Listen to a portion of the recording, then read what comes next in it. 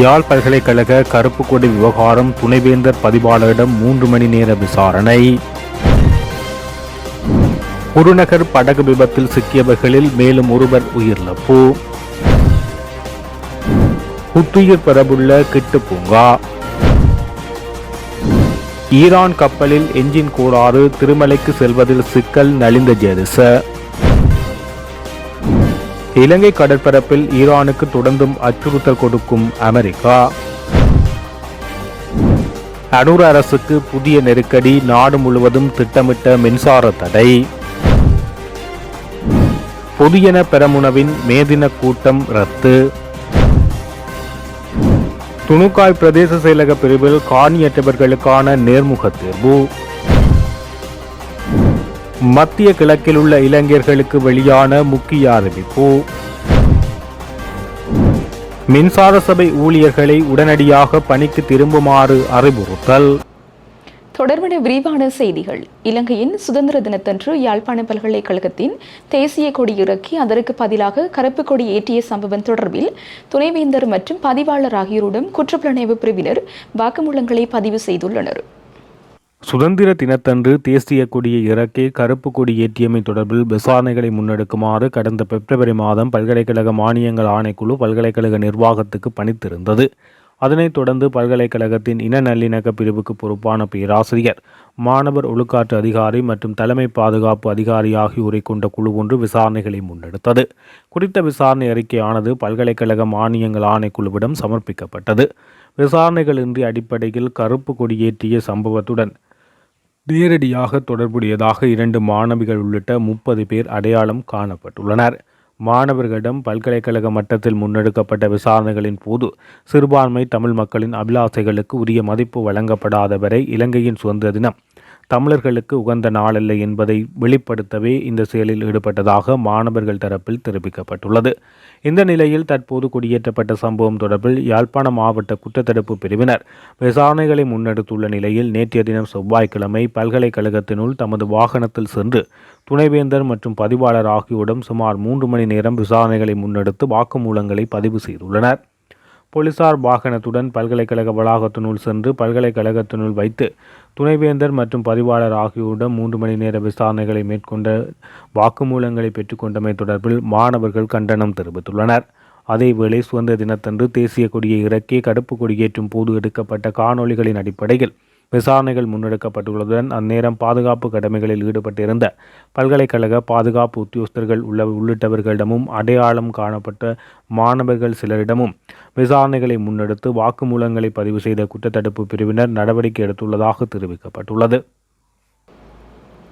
பாளைதீவு அந்தோனியார் ஆலய திருவிழாவுக்கு சென்றபோது படகு விபத்தில் சிக்கியவர்களில் மேலும் ஒருவர் உயிரிழந்துள்ளார். அண்மையில் குருநகர் இறங்குதுறை அருகில் பாலதீவுக்கு சென்ற படகு கவிழ்ந்து விபத்துக்குள்ளானதில் 2 நீரில் மூழ்கி உயிரிழந்ததுடன் பலரும் யாழ்ப்பாண போதனா வைத்தியசாலையில் அனுமதிக்கப்பட்டனர். அவ்வாறு வைத்தியசாலையில் சிகிச்சை பெற்று வந்த உடும்புராய் பகுதியைச் சேர்ந்த பெண் ஒருவர் திங்கட்கிழமை உயிரிழந்துள்ளார். யாழ்ப்பாணம் கிட்டு பூங்காவை புனரமைப்பு செய்யும் முகமாக பூங்காவை துப்புரவு செய்யும் பணிகள் நேற்றைய தினம் முன்னெடுக்கப்பட்டது.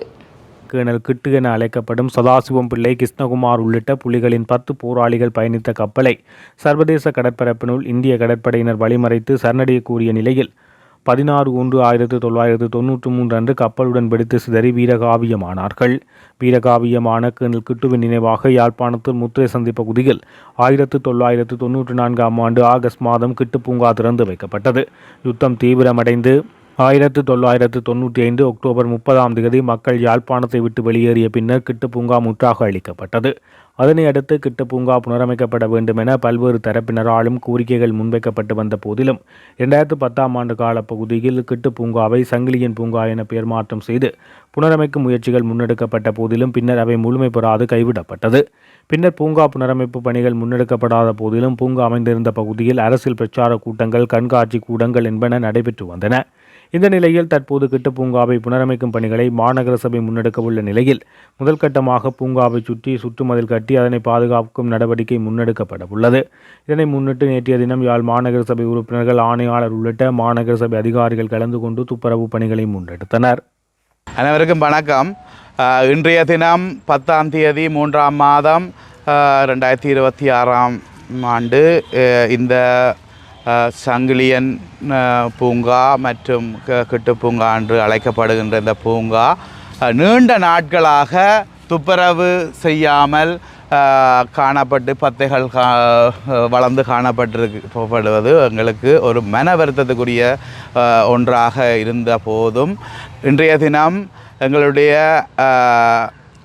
ஊழியர்கள் மற்றும் எங்களுடைய நலன் விரும்பிகளோடு சேர்ந்து நாங்கள் இந்த பூங்காவை முழுமையாக துப்புரவு செய்கின்ற ஆரம்ப பணியை ஆரம்பித்திருந்தோம். இதற்கு ஒத்துழைத்த எங்களுடைய ஊழியர்கள் நலன் விரும்பிகள் அனைவருக்கும் நன்றியை கூறிக்கொள்ள விரும்புகின்றேன். அனைவருடைய ஒத்துழைப்பு இல்லாமல் இந்த செயல் ஆரம்பித்திருக்க முடியாது. அதுக்கு ஒத்துழைப்பாகவும் ஒத்தாசையாகவும் இருந்த அனைவருக்கும் நன்றியை கூறிக்கொண்டு இந்த பூங்காவானது தொடர்ச்சியாக நல்ல முறையிலே புனரமைக்கப்பட்டு பேணப்பட வேண்டிய ஒரு அடையாள சின்னம். இது கடந்த காலத்திலே எங்களுடைய போராட்ட வரலாற்றை பிரதிபலிக்கின்ற ஒரு சின்னமாக அனைவராலும் அறியப்பட்ட ஒன்று. இந்த சின்னம் எங்களுடைய மாநகரத்திலே எங்களுடைய மாநகர சபை எங்களுடைய ஆட்சியிலே இது புனரமைக்கப்பட வேண்டும் என்பது எங்களுடைய அனைவரதும் அவாவாக இருக்கின்றது என்பதனை கருத்தில் கொண்டு நான் ஒரு பகிரங்கமான ஒரு அழைப்பினை எங்களுடைய தமிழ் மக்களின் அடையாளத்தினை பிரதிபலிக்கின்ற சார்பாக நான் விடுக்கின்றேன். இந்த நேரத்தில் இந்த ஆரம்ப தொடக்க நிகழ்வு செய்த இந்த நேரத்திலே இந்த பூங்காவை நாங்கள் புனரமைப்பதற்கு நாங்கள் சில நிதிகளை ஒதுக்கி இருக்கின்றோம். அது எங்களுடைய இந்த சுற்று வேலிகளை அமைப்பதற்கு. ஆனாலும் இந்த பூங்கா பழைய நிலைக்கு கொண்டு வரப்பட வேண்டும் என்றால் எங்களுடைய தமிழ் மக்களுடைய புலம்பெயர் மக்களுடைய ஒத்துழைப்பு இல்லாமல் இந்த பூங்கா எந்த ஒரு காலமும் முழுமை பெறாது என்ற ஒரு நம்பிக்கையோடு அனைவருக்கும் ஒரு பகிரங்க அழைப்பை நான் விடுகின்றேன். இந்த பூங்காவை பழைய நிலைக்கு கொண்டு வந்து எங்களுடைய தமிழ் மக்களுடைய அடையாள சின்னமான இந்த சின்னத்தை நாங்கள் தொடர்ச்சியாக எங்களுடைய அடுத்த தலைமுறைக்கு கையளிப்பதற்கு அனைவரும் உங்களாலான உதவிகளை செய்ய வேண்டும் என்று பகிரங்கமாக நான் இந்த நேரத்திலே பதில் முதல்வராக இருக்கின்ற இந்த நேரத்திலே அனைவருக்கும் அன்பாக ஒரு வேண்டுகோளை விடுக்கின்றேன். அனைவரும் இதற்கு ஒத்துழைப்பு வழங்குமாறு மிகவும் தாழ்மையுடன் கேட்டுக்கொள்கிறேன். அனைவருக்கும் காலை வணக்கம். நினைக்கிறேன் கடந்த தை மாதம் 16ஆம் தேதி நாங்கள் இந்த இடத்துல ஒரு கிட்டு அண்ணாவுடைய நிகழ்வை செய்திருந்த நாங்கள் இது ஒரு வரலாற்றை இன்னொரு வரலாற்றுக்கு கொண்டு போகிற இடமாகத்தான் இருக்கிறது. இதை நாங்கள் கடந்த 20 வருடங்களாக இது இப்படியே இருந்தது. நாங்கள் இந்த 16ஆம் தேதி நிகழ்வில் நான் இது தொடர்பாக ஒரு தெளிவான விளக்கத்தை சொன்னேன். இந்த இடத்துல என்ன இருந்தது, எப்படி இருந்தது, இது எப்படி இப்போ இருக்குன்றது, இது எப்படி மாற்றணுமன்றது ஒரு பகிரங்கமான வேண்டுகோளையும் விடுத்திருந்த நாங்கள். இதை மாநகரசை தான் செய்யணும் என்று சொல்லியும் அதில் நான் அந்த குறிப்பிட்டிருந்தேன். நான் அதுக்குரியவர்கள் யாழ் மாநகரசை தான். ஏனென்று சொன்னால் கடந்த காலத்தில் இது பல்வேறு விஷயங்கள் இந்த இடத்துல இருந்தது. இது ஒரு இரட்டை வீதியாக இருந்தது. பின்னர் போர்க்காலத்தில் இது பெரிய ஒரு பஸ்தரிப்பு நிலையமாக இருந்தது. 94ஆம் ஆண்டுக்கு பிறகு இது ஒரு பல பேருடைய பொழுதுபோக்கையும் அந்த வரலாற்றையும் கொண்டு பயணிக்கின்ற ஒரு பூங்காவாக இருந்தது. யுத்தத்து ஆரம்பிக்கப்பட்ட பின்னர் இது முழுமையாக அழிவடைஞ்சிட்டு 2003ஆம் ஆண்டு 2004ஆம் ஆண்டு 2005ஆம் ஆண்டு மீள நாங்கள் இந்த இடத்துல சில நிகழ்வுகளை செய்த நாங்கள் உண்மையிலே இந்த இடத்தை எப்படி விட இயலாது. உலகம் எங்கேயோ போயிருக்குது. உலகத்தில் பல்வேறு களியாட்டங்களை பிரதிபலிக்கக்கூடிய இடங்கள் மாறி இருக்குது. இதை நாங்கள் ஒரு வரலாற்றுக்குரிய இடமாக மாற்றணும் என்று சொன்னால் அதுக்கு இந்த மாநகர பூரணமான செயற்பாட்டுக்கு இறங்கணும். அதுக்கான முயற்சி இன்றைக்கு எடுத்திருக்கணும். அவர்களோடு சேர்ந்து நீங்கள் ஒருவரும் பயணிக்கணும் என்று சொன்னால் இதுக்குரிய நிதியம் ஒரு கணிசமான நிதியம் ஒதுக்கப்பட்டிருக்குன்னு நாங்கள் அறிகிறோம். புலம்பெயர்ந்து வாழுகின்ற தேசத்தில் இருக்கிற உறவுகள் நீங்கள் நிதியை கொடுக்காட்டிக்கும் அதுக்குரிய பொருட்களை கொடுக்குறதுக்கு ஆவணம் செய்யலாம். வேணும்னு சொன்னால் இதில் எங்கள்கிட்ட பழைய படங்கள் கொஞ்சம் குறுகிய படங்கள் இருக்குது. அந்த வடிவங்களை ஒத்ததாக எதிர்காலத்தில் ஒரு பூங்காவை வடிவமைச்சு கொண்டு வரணும். நாங்கள் எப்போயும் வரலாற்றை விட்டுட்டு வரலாற்றை கடந்து போக முடியாது. சங்கிலிய மன்னன் ஆண்டு இடத்துல அவருக்குரிய அரண்மனை என்று நினைக்கிறோம் பல 100 ஆண்டுகளாக இந்த இடத்துல இன்றைக்கும் வாழ்ந்து கொண்டிருக்கு. இன்றைய வாராக்கள் சங்கிலியம்மனின் சிலையை எங்கே இருக்கணும் தேடினோம்னு சொன்னால் அது ஒரு காலத்துக்கு பிறகு அழிவிட்டுன்னு சொன்னால் அதை பிரதிபலிக்கின்ற இடமாக இந்த பூங்கா அமையணும். அந்த அமைவிடம் சிறப்பாக மாறணும் என்று சொன்னால் இதுக்குள்ள நாங்கள் அந்த கடந்த 15ஆம் தேதி தை மாதம் 15ஆம் தேதி ஒரு இரவு பொழுது இந்த இடத்துல கழிக்க வேண்டிய தேவை இருந்தது அந்த நிகழ்வுக்காக. அந்த 15ஆம் தேதி இரவு இந்த இடத்துல வந்து நீங்கள் பார்த்துருந்தீங்கன்னு சொன்னால் தெரியும், மிகவும் வேறு விதமான களியாட்டு நிகழ்வு தான் இரவில் நடந்தது. அப்போ இதை மாற்றணும் என்று சொல்லி பிடிக்க நாங்கள் காய்ச்சினாங்க.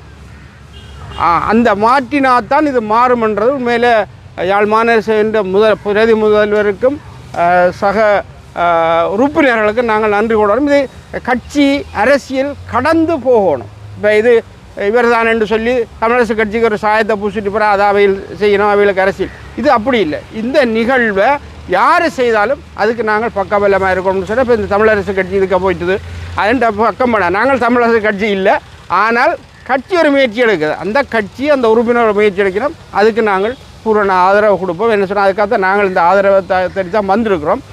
இது எங்களால் முடிஞ்சதையும் நாங்கள் செய்கிறோம். இந்த மாநகர சபை அதுக்கான பூரணமான செயற்பாட்டுக்களை இன்றையிலேருந்து தாங்கள் முழுமையாக அர்ப்பணிக்கிறோன்னு சொல்லியிருக்கிறோம். அதுக்கு இன்றையிலேருந்து நாங்களும் உங்களுக்கு பூரணமான நாங்கள் என்று சொன்னால் ஒரு சிலர் நாங்கள் செயற்பாட்டுக்கு தமிழ் தேசியம் சார்ந்த ஒரு செயற்பாட்டுக்கு இருக்கிறார்கள், ஆர்வலர்களாக இருக்கிறார்கள். நாங்கள் பூரண ஒத்துழைப்பையும் வழங்க வேண்டும் சொன்னால் இதை இந்த இடத்துல ஒரு காலத்தில் பிரமாண்டமான நிகழ்வுகள் நடந்தது. இல்லை நாங்கள் இந்த படங்களை கொடுக்குறோம் பார்த்தீங்கன்னு சொன்னீங்கன்னா அந்த பூங்காவை பார்த்தா நீங்கள் விரைச்சி போவீங்கள். 94ஆம் ஆண்டு இப்படி செய்ய முடியுமான்ற ஒரு விஷயத்துக்குள்ளே நீங்கள் போவீங்கள். அப்படி ஒரு அழகான இடமா இருந்தது. நான் அந்த படத்தை மாநகர சபைக்கு கொடுக்குறோம். அந்த கடந்த கால படங்கள் கொஞ்சம் இருக்குது, நாங்கள் அதை கொடுக்குறோம். அதை வச்சு தொடர்ந்து அவையில் செல்வி தொடர்ந்து பயணிப்பிடும் என்ற நம்பிக்கை எங்களுக்கு இருக்குது. இந்த இடத்துல இந்த நிகழ்வை இன்றைய நாளில் ஆரம்பித்து வைத்த என்ற அடிப்படையில் நாங்கள் அவர்களுக்கு நன்றி கூற கடமைப்பட்டிருக்கிறோம். நன்றி. இலங்கைக்கரையில் உள்ள கடல் பகுதியில் அமெரிக்காவினால் தாக்கப்பட்ட ஈரானிய கப்பலான ஐரிஸ் டீனா கப்பலை மீட்கும் நடவடிக்கைகளுக்கு அமெரிக்கா தடையாக இருப்பதாக ஈரான் குற்றம் சுமத்தியுள்ளது. இந்திய கடற்படை ஏற்பாடு செய்த கூட்டு கடற்படை பயிற்சி மற்றும் துறைமுக வருகைக்கு குறித்த கப்பல் அழைக்கப்பட்டதாக ஈரான் வெளியுறவு அமைச்சக செய்தி தொடர்பாளர் எல் மாயில் பஹாய் கூறினார். இந்த நிலையில் இந்தியா மற்றும் இலங்கைக்கு அருகில் உள்ள கடல் பகுதியில் அந்த கப்பல் தாக்கப்பட்டதாக குறிப்பிட்டார். தனது எக்ஸ் கணக்கில் ஒரு பதிவில் இந்த தாக்குதலை போர்க்குற்றத்துக்கு சமமான கொடூரமான செயல் என அவர் விவரித்தார். சம்பவத்துக்கு பிறகு மாலுமிகளை மீட்பதற்கான நடவடிக்கைகளை அமெரிக்கா தடுத்ததாக குற்றம் சாட்டியுள்ளார். கடந்த மார்ச் 4ஆம் தேதி காலி துறைமுகத்திலிருந்து சுமார் 40 கடல் மைல் தொலைவில் அமெரிக்கா நடாத்திய தாக்குதலில் இந்த கப்பல் விபத்துக்குள்ளானது. ஐஎஸ் டேனா கப்பல் மீது நடாத்தப்பட்ட தாக்குதலில் சுமார் 104 பேர் காணாமல் போன நிலையில் 84 பேரின் சடலங்கள் மீட்கப்பட்டுள்ளதாகவும் 32 பேர் காயமடைந்துள்ளதாகவும் தெரிவிக்கப்பட்டமை குறிப்பிடத்தக்கது. இலங்கை மின்சார சபை மேற்கொண்ட தொழிற்சங்க நடவடிக்கை காரணமாக நாடு முழுவதும் பல பகுதிகளில் மின்தடை ஏற்பட்டுள்ளதாக தெரிவிக்கப்படுகின்றது. அதற்கமைய 12,000க்கு மேற்பட்ட மின்தடைகள் பதிவாகியுள்ளதாக தெரிவிக்கப்படுகிறது. கம்பகா, களுத்துறை, ரத்னபுரி, பேருவளை, புத்தளம், அனுராதபுரம் உள்ளிட்ட பல பகுதிகளில் நேற்று மதியம் மற்றும் இரவு நேரங்களில் மின்தடை ஏற்பட்டது. நேற்று காலை கொழும்பில் சில இடங்களில் மின்தடை பதிவாகியுள்ளது. இலங்கை மின்சார சபையின் மறுசீரமைப்பு நடவடிக்கைகளை அடுத்து சுமார் 25 தொழிற்சங்கங்கள் ஒன்றிணைந்து நேற்று முன்தினம் பிற்பகல் 3 மணி முதல் பணிப்புறக்கணிப்பு போராட்டத்தை ஆரம்பித்துள்ளன. மின்சார சபையை புதிய நிறுவனங்களாக மாற்றும் செயல்முறையின் போது ஊழியர்களுக்கு முறையான நியமன கடிதங்கள் வழங்கப்படாமை இந்த போராட்டத்துக்கான பிரதான காரணமாக முன்வைக்கப்பட்டது.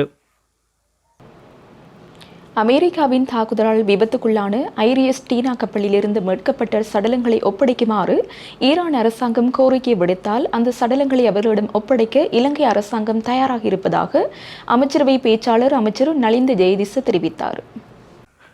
மேலும் விபத்துக்குள்ளான டெனா கப்பல் தற்போது வரையில் இலங்கை தரைப்பகுதியில் 9 கடல் மைல் தொலைவில் இருப்பதாகவும் கப்பலின் என்ஜினில் கோளாறு இருப்பதன் காரணமாக இலங்கை கடற்படையால் அந்த கப்பலை பொறுப்பேற்று திருகோணமலை துறைமுகத்துக்கு எடுத்து செல்வதில் சிக்கல் நிலை ஏற்பட்டுள்ளதாக அவர் சுட்டிக்காட்டியுள்ளார்.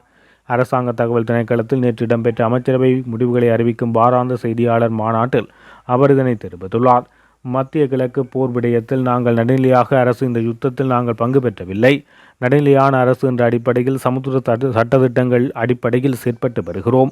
இந்த கப்பலில் இருந்து மீட்கப்பட்ட 84 சடலங்கள் இலங்கை அரசின் பொறுப்பிலேயே இருக்கிறது. ஈரான் அரசாங்கம் கோரிக்கை விடுத்தால் அந்த சடலங்களை ஒப்படைக்க நாங்கள் தயாராக இருக்கிறோம்.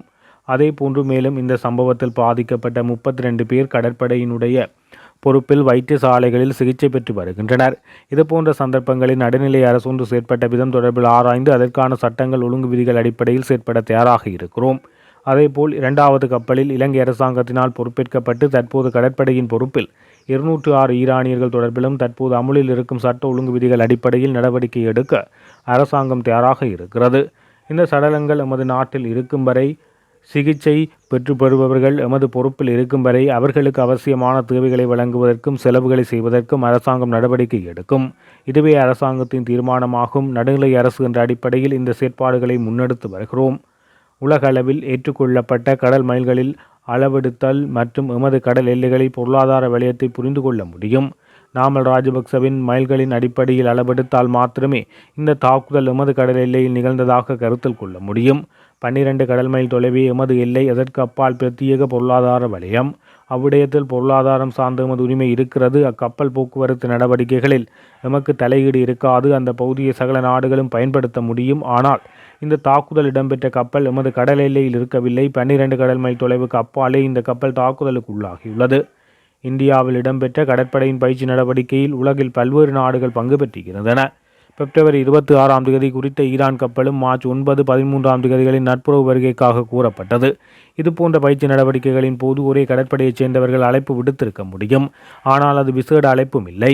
நமது நாட்டை கடந்து செல்லும் போது 9, 13ஆம் தேதிகளில் இலங்கைக்கு வருவதற்கு விருப்பம் தெரிவித்திருந்தார்கள். அதற்கு அப்பால் வேறு தகவல்கள் கிடைத்திருக்கவில்லை. இரு நாடுகள் போர் செய்கின்ற போது 3ஆம் தரப்புக்கு தொடர்பான தகவல்களை வழங்குவார்கள் என்று எதிர்பார்க்கவில்லை. எனவே இந்த தாக்குதல்கள் தொடர்பில் அமெரிக்காவிடமிருந்து தாக்குதல் தொடர்பான எதுவித தகவலும் கிடைக்கவில்லை. கடற்படைக்கு எவ்வாறு தகவல் கிடைத்தது என்பது நமக்கு தெரியாது. ஆனால் அங்கிகள் மற்றும் சடலங்கள் மிதப்பதாக கிடைத்த தகவலின் அடிப்படையிலேயே இந்த பணிகள் முன்னெடுக்கப்பட்டிருந்தன. ஸ்ரீலங்கா பொதுஜன பெரமுன இம்முறை மே மாதம் 1ஆம் தேதி மே தின கூட்டம் மற்றும் பேரணிகளை நடத்தப் போவதில்லை என அக்கட்சியின் பொதுச் செயலாளர் சாகர காரியவசம் உத்தியோகபூர்வமாக அறிவித்துள்ளார். கொழும்பில் நேற்று நடைபெற்ற ஊடகவியலாளர் சந்திப்பின் போது அவர் இதனை தெரிவித்தார். மே தின கூட்டத்தை ரத்து செய்தமைக்கான காரணத்தை விளக்கிய அவர் மேலும் தெரிவிக்கையில், இம்முறை மே மாதம் 1ஆம் தேதி புனித பூரணி தினமாக அமைவதால் அன்றைய நாளில் அரசியல் கூட்டங்கள் அல்லது பேரணிகளை முன்னெடுக்கப் போவதில்லை என தீர்மானிக்கப்பட்டுள்ளது. மே 1ஆம் தேதி நடவடிக்கைகள் தவிர்க்கப்பட்டாலும் மக்கள் கூட்டம் மற்றும் பேரணிகள் பிறிதொரு நாளில் பிரம்மாண்டமாக நடாத்தப்படும் என குறிப்பிட்டார். மக்கள் ஆதரவு இல்லாத காரணத்தினாலேயே ஸ்ரீலங்கா பொதுஜன பெரமுன பின்வாங்குவதாக எழுந்துள்ள விமர்சனங்களை அவர் முற்றாக நிராகரித்துள்ளார்.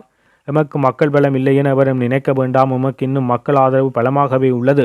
முடிந்தால் மாகாண சபை தேர்தலை உடனடியாக நடத்துமாறும் தற்போதைய அரசுக்கு தாம் சவால் விடுக்கின்றோம்.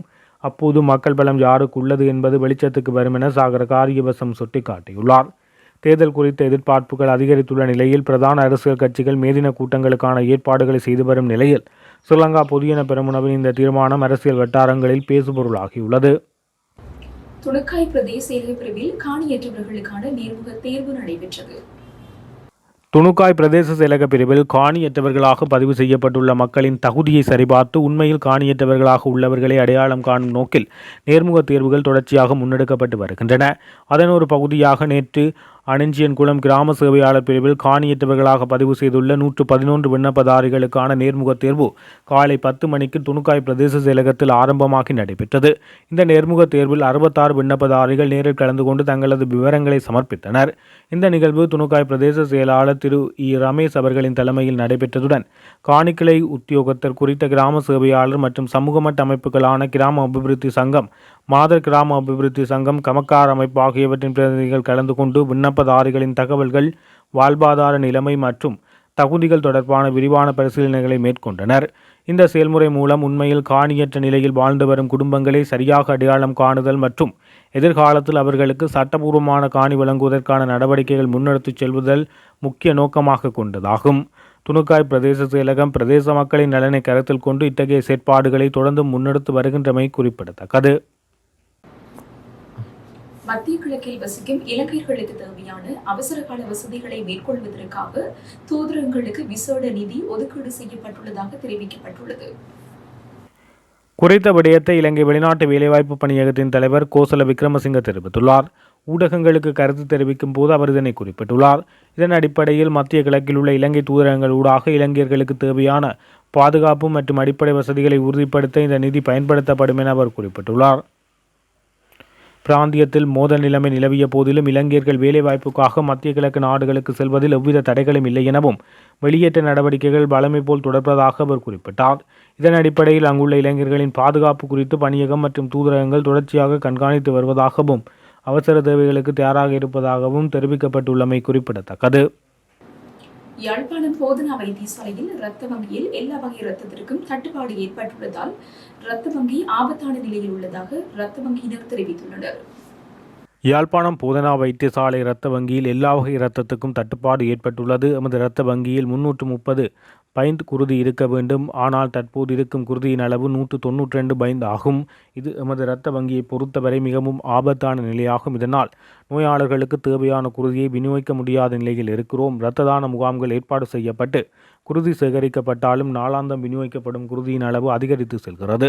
இரத்த வங்கியில் நேரடியாக வந்து இரத்தம் கொடுக்கும் குருதி கொடையாளர்களும் தொலைபேசி வாயிலாக அழைப்புகளை விடுத்து வருகின்ற கொடையாளர்களின் எண்ணிக்கையும் குறைவாக காணப்படுகிறது. அத்துடன் ஏனைய இரத்த வங்கிகளிடமிருந்து தினமும் குருதியை பெற்ற நோயாளிகளுக்கு தேவையான குருதியை வழங்குகிறோம். தற்போது அவர்களிடமிருந்து குருதியின் இருப்பு குறைவடைந்துள்ளதனால் ஏனைய இரத்த வங்கிகளிடமிருந்தும் குருதியை பெற முடியாத இக்கட்டான நிலைக்கு தள்ளப்பட்டுள்ளோம். எதிர்வரும் நாட்களில் இந்த நிலைமை மேலும் மோசமடையலாம். ஆகவே சனசமூக நிலையங்கள், விளையாட்டுக் கழகங்கள், பொது அமைப்புகள், திணைக்களங்கள், பாடசாலைகள், பல்கலைக்கழக மாணவ அமைப்புகள், ஏனைய கல்வி நிறுவனங்கள் தங்கள் இடங்களில் இரத்த தான முகாம்களை ஒழுங்கு செய்து எம்முடன் தொடர்பு கொள்ளும் பட்சத்தில் உங்கள் இடத்துக்கு வருகை தந்து குருதி சேகரிக்கும் பணியை நாம் செய்வதற்கு தயாராக இருக்கிறோம். அத்துடன் தனிநபர்கள் எமது இரத்த வங்கிக்கு நேரடியாக காலை 8 மணியிலிருந்து பிற்பகல் 7 மணி வரை சமூகம் கொடுத்து இரத்த தானம் செய்வதன் மூலம் குருதி தட்டுப்பாட்டை ஓரளவு நிவர்த்தி செய்யலாம். ஆகவே இந்த இக்கட்டான நிலையை கருத்தில் கொண்டு இளைஞர் யுவதிகள் இரத்த தானம் செய்வதற்கு முன்வந்து எமது உயிர்காக்கும் பணிக்கு ஒத்துழைப்பு வழங்குமாறு கேட்டுக்கொள்வதாக தெரிவித்துள்ளனர். நாட்டின் தேசிய மின்சார பரிமாற்ற அமைப்பை பராமரிக்கும் பணியில் ஈடுபட்டுள்ள ஊழியர்கள் உடனடியாக பணிக்கு திரும்ப வேண்டும் என்று அதிகாரிகள் அறிவுறுத்தியுள்ளனர். அவ்வாறு பணிக்கு வர தவறினால் அது ஒழுக்காற்று குற்றமாக கருதப்படும் எனவும் எச்சரிக்கை விடுக்கப்பட்டுள்ளது. National transmission network service provider நிறுவனத்தின் தலைமை நிர்வாகி அதிகாரி NS வெதசிங்க வெளியிட்டுள்ள அறிவிப்பில் நாட்டில் மின்சார பரிமாற்ற அமைப்பின் தொடர்ச்சியான செயல்பாட்டை எவ்வித தடையுமின்றி பராமரிப்பது அவசியம் என குறிப்பிடப்பட்டுள்ளது. மேலும் 2024ஆம் ஆண்டின் 36ஆம் எண் இலங்கை மின்சார சட்டத்தின் கீழ் இலங்கை மின்சார சபையின் முக்கிய செயற்பாடுகள் 2026 மார்ச் 9 முதல் அமுலுக்கு வரும் வகையில் 4 வாரிசு நிறுவனங்களுக்கு மாற்றப்பட்டுள்ளதாக தெரிவிக்கப்பட்டுள்ளது.